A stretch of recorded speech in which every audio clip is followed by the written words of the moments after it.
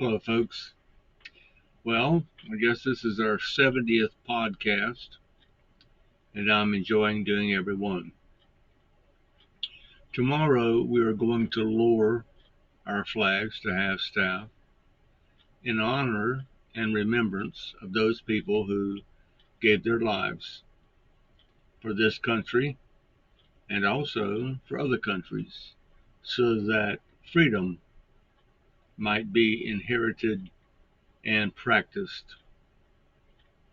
with all the amenities of liberty and justice, fair trials.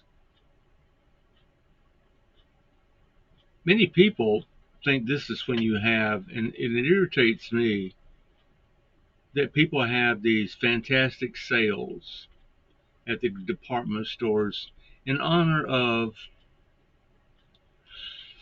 Memorial Day. This is not the 4th of July. Memorial Day is a day of reflection and a day of prayer. And much like Thanksgiving, it is also time to get on your knees and thank God for those brave men and women who fought and died.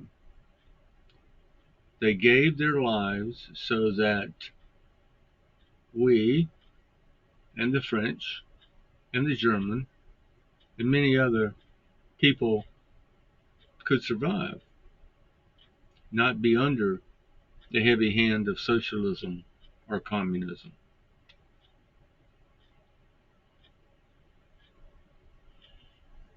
In the year and a half that I've been doing these podcasts, I have tried to bring to you exactly what the veteran did for us. In this case, a veteran who either came home and went to Arlington or a local cemetery behind his church or a city cemetery or county, or was buried on foreign soil. Many thousands of bodies we still have not recovered. They are in France and Germany and many other places. Why would a man or a woman give Uncle Sam that blank check and say, I will do whatever it is you ask me to do, and I will do my very best. And if I should die, then I do not die in disgrace. I die with honor.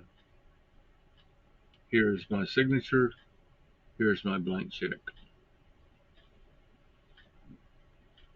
Every man and woman who signs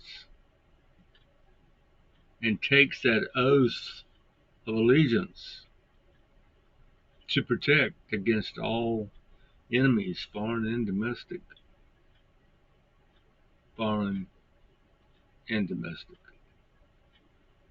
to the last breath, to the last bullet.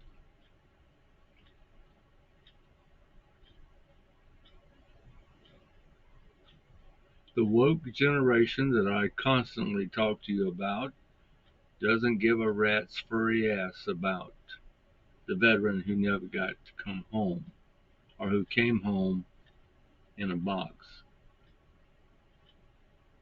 They do not play into their equation for what they want to do to the United States. And they are hoping,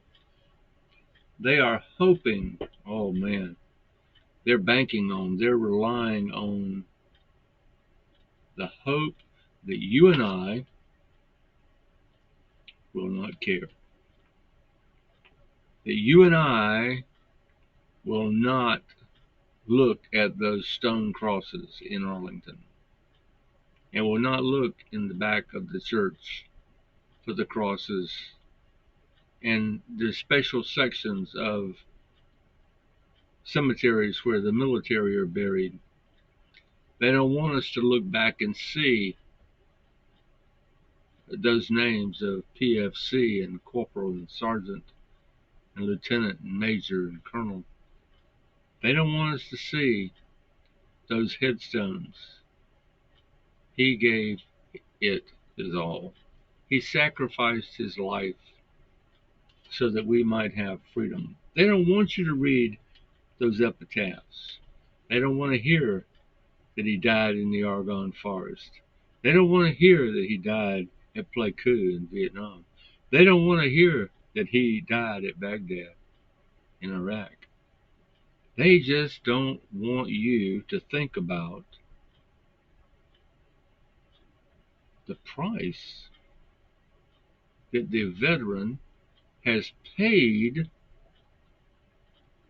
for us to continually experience the joy of freedom and liberty,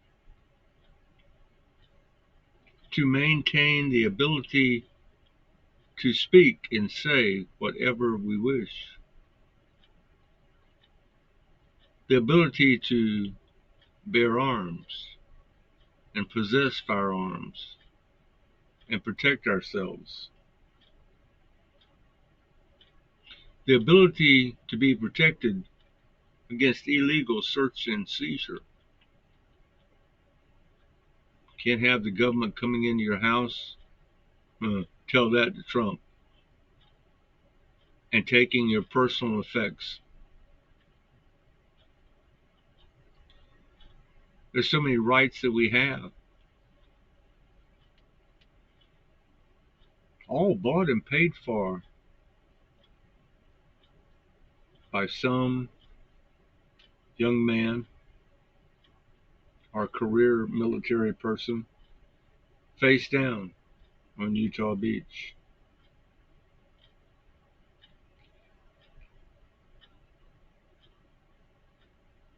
Face down in a rice paddy.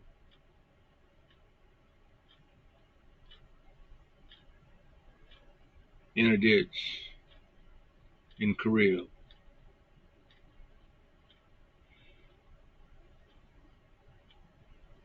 In France in World War One, Germany in World War Two, Japan, Pearl Harbor, Iraq, Afghanistan. Too many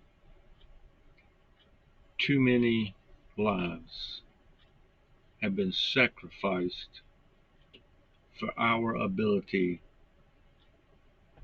to say what we want to say.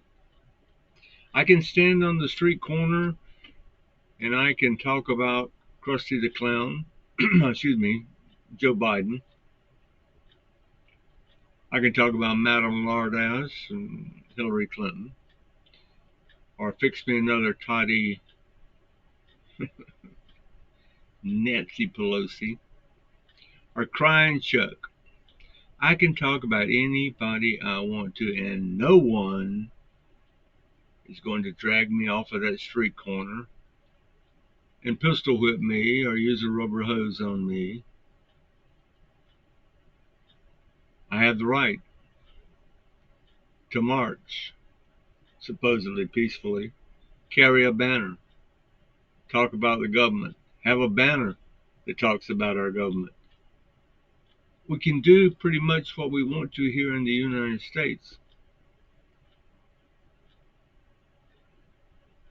But people like the cancel culture, they wish to cleanse history and take World War One and World War Two and Vietnam and Korea and Iraq out of the entire equation. The cancel culture wishes to rewrite history just as Hitler did, to show that all of his people were the heroes, all the tyrants and despots of that day.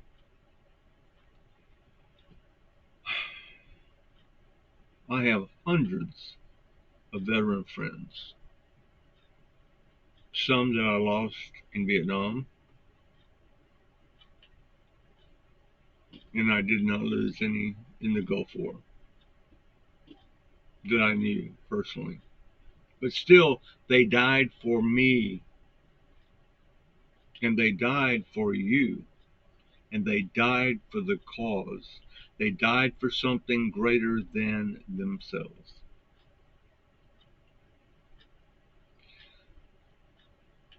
The woke generation, the cancel culture, BLM, Antifa, and the liberal news media are pushing an agenda that will usher us in to the soft edge of socialism and then to the hard paved streets of communism. Are we going to let them do that? Are we going to let this coup continue? Are we going to allow those organizations to take away, to tarnish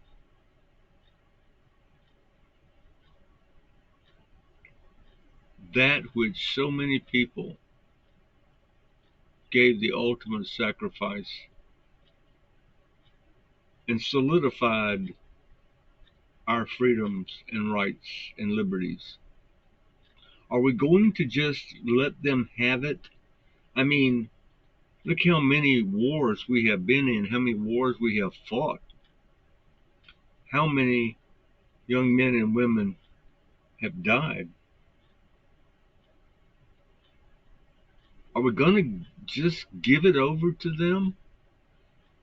Because in my podcast, I can't get anybody to stand up and stick their head out the window like they did in the movie and say, I'm tired of this crap. I'm not going to put up with it anymore. The greatest thing that the woke generation took away from us is our will to fight back, our will to stand up and say, kiss my ass. I'm an American. My uncle, my daddy, my brother, my cousin, my whatever fought and died for this country, and you cannot have it. And don't try to take it, because I will kick your ass. Warhawks like me, they're getting harder and harder to find because we're dying off so quick. I'm 75, pushing 76, but I've got friends that were veterans who are long gone.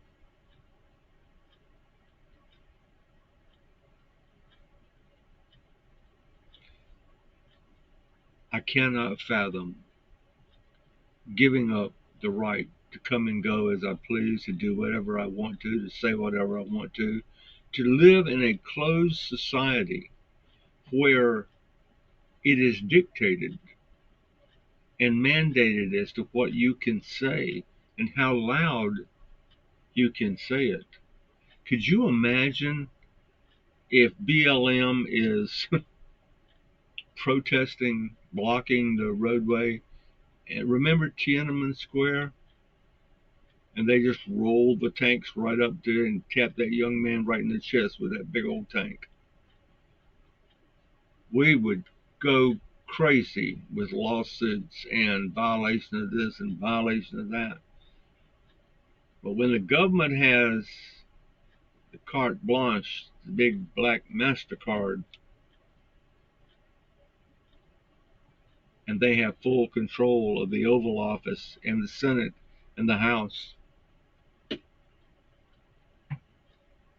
and they have complete authoritative control, and we have no recourse to fight back for fear of reprisal, for fear of being taken out back and shot, for fear of being imprisoned in a political prison where you live like monkeys and people come to see you from the other side of the bars. Our kids have no idea what it's going to be like if this happens. No cell phones, no tablets, no games to play, none of that crap. Don't try and pick your own college because the government's going to pick that for you. depending on your skills and who they need in the part of the government to which you will serve. Now, you may think you're going to go be a doctor, but you're probably going to end up in the shoe program somewhere, making boots with steel toes in it for workers. Think you can do without an education? Yeah, well, we'll have places like Siberia where you can go work, probably mining coal for a minimum wage.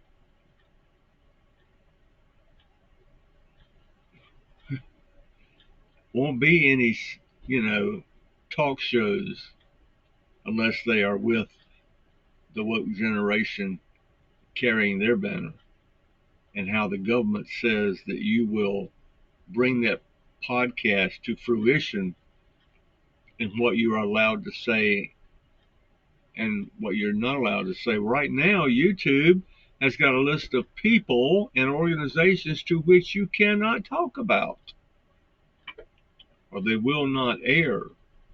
I have 70 podcasts, of which maybe 10 are restricted. Excuse me.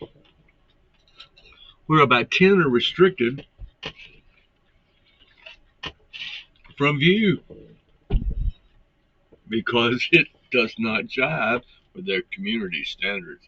I read their community standards, and I think they're full of shit, to be honest with you about it, because their community standards are so broad based. It's kind of like if you say anything that offends me, that offends the community standards. And if you do violate the community standards, there is no recourse. Everybody thinks that they've got an individual reading these things. They don't. They have a robot doing algorithms, and they pick up on words, like bomb and blow this up and do that and do this. You cannot call and say, this is what I meant when I said this. Or, I don't find this offensive and neither does my friends. Why do you? There is no customer service line when it comes to Facebook. You have no recourse. You have no address to lay before the court, so to speak. There is no mercy in Facebook. And it's the same way. You just take, I've had a 90-day suspension, a 30-day suspension, a 10, 3, a 1, but I'm still on the air. Getting ready to go to digital radio, and I hope you'll follow me. I'm still going to do just my opinion. You can find me at VAUSE, Voss 9363 on YouTube, or go to Facebook, and it will be under, I have to spell my first name, it's bad. My parents were drinking when I was born. ARDROW, Ardro Voss, VAUSE, and the name of the program is Just My Opinion. I have about 10 there, so I've got about 50 in the can, so to speak, and I've done about 70, so you can see how much of my material gets stricken down by because a good old big brother listening to everything that I say. But now there's two sides of this coin. If I talk about Joe Biden, I can only go so far. But if I want to talk about Trump, I can put anything I want to on there. And they are not going to say anything about it because this is criminal profiling coming down on the conservative. And I can't wait until Trump just stomps Krusty the Clown's ass. November the 5th, I will be staying up all night long, and I hope they call that bad boy 10 minutes after 7 o'clock. When the first votes come in, I hope they call all 50 states and say, well, he just got his ass kicked. We're so sorry. And I hope and pray that Krusty leaves the handy dandy earpiece at home on these debates, and there is no teleprompter because if he doesn't have someone in the back room telling him what to say because he's got in an earpiece, which he did last time, and he has no teleprompter, he will be a babbling idiot within 5 minutes. If you think about how much dynamite he's carrying in his excess luggage, the economy, inflation, the southern border, the evacuation process, well, they're just probably 10 good big sticks. The Biden crime family, Hunter's laptop, uh, oh, just God help, there's so much. And the minute Trump hits one of those primers, Joe is going to implode. He's going to lose it, and he'll be a rambling, raving idiot before commercial time. And I am looking forward to it. And I will tell you this again, and you remember you heard it here first. If Donald Trump does not get elected November the 5th, there will be a war in the streets like you've never seen before. The polls show Biden losing every state, virtually every state. We got states that haven't gone into Republican column 1976, 50 years ago almost, and now they're in play because the people are just fed up with the lies of Joe Biden. They're tired of living from paycheck to paycheck. I think this is the first time in my life that I have not really had to worry about money. But I worked 61 years of my life. I worked at 10 years old at a Piggly Wiggly, Hoggly Woggly, bagging groceries on a Saturday only because I was so young. 25 cents an hour, 8-hour day. Just think about it. $2. $2 in 1958. I could go to the movie 5 times with popcorn and a Coke. Seriously. Oh man. And sometimes have enough left over for a balsa wood glider that I used to buy from the great F.W. Woolworths right across the street. 5 and 10 cent store. 10 cents for a glider. Those were cool old times. Lord, we thank you for the veterans that sacrificed everything they had, including their lives, to keep us fat and sassy with our ability to talk any way we want to and do whatever we want to do. And Lord, we pray that these people will wake up and understand that the Democrat Party is not here to play. That the woke generation, BLM, Antifa, the cancel culture, all of those organizations are grouped as a nucleus under the sweet umbrella of the woke generation, and they have one goal and one goal only, and that is to take down the United States of America. Lord, we pray that doesn't happen. I hope Donald Trump just legitimately kicks Krusty the Clown's ass on November the 5th. This is Jim Voss, high above my garage in the studio, maybe 8 or 10 feet above the garage. It was probably the 75th or 70th, somewhere right around there, I lost count, of just my opinion. I'm not politically correct. I'm just correct. Anything I talk about, anything that I post, is based on data and research. It's the truth. If you don't like it, sorry. I ruffle your feathers, sorry. If I really piss you off, sorry. Evidently, I've done my job. Remember, we're going to hold hands and walk down the lane together, possibly take a warm shower, Go bowling. Have a beer. Stay away from my sister. And my special thanks to the blonde in the 3rd row with the arthritis. I hope it gets better. I love you. Take care. I love my vets, love my cops, love my first responders. But most of all, I love my vets. Take care. This is Jim Voss for Just My Opinion.